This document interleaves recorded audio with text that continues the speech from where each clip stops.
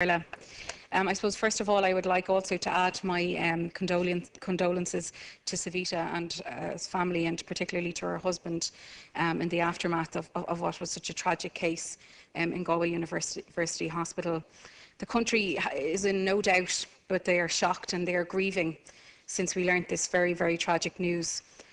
We've been told that Savita has died in agony after begging the doctors for help, but was refused the necessary treatment while the fetus still had a heartbeat. When the news of this story broke, every woman in the country thought to themselves, this could have been me. Never before has the inhumanity of our abortion laws been so starkly opposed for all to see. While shocking and infuriating, I'm sad to say it's not surprising.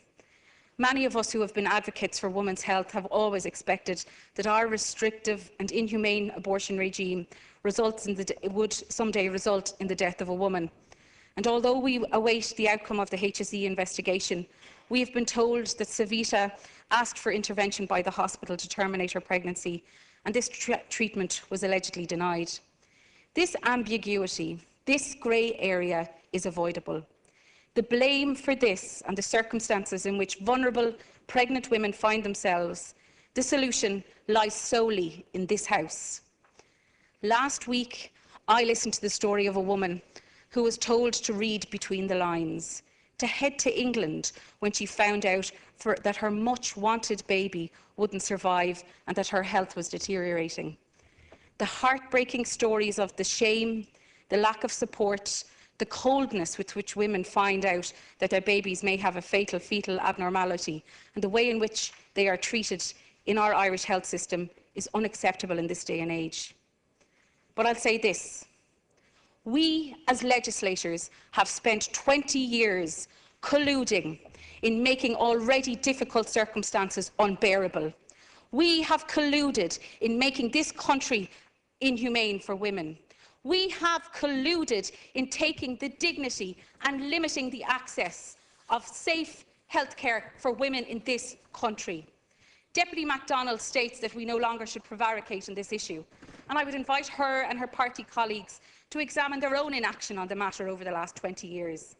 As a party that prides themselves on being an all-Ireland party, and they are in power, I will remind them, in the north, under the leadership of Martin McGuinness, has resisted any attempt to bring in any part of the UK abortion law in Northern Ireland. 5 of the Sinn Féin deputies in this House abstained in Claire Daly's bill.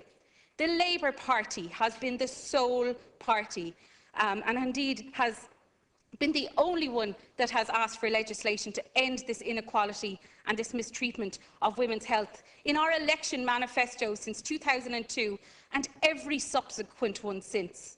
We have often been targeted by other political parties, perceived by them as a weakness to be exploited for their own political gain. However, we, the candidates and the grassroots members of the Labour Party, went door to door. We stood our ground on the need for legislation on this issue, and we were right then, and my God, are we right now.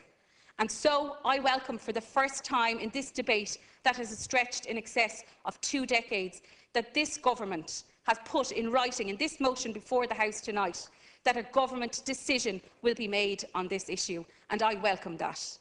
The expert group will be published on Tuesday the 27th of November, and I understand that with agreement of the whips, a debate will ensue shortly. And I welcome this matter, and I would welcome every member of this House to read the government motion, because for the first time we have seen a government committed to dealing with this issue. Gorv Mahagat.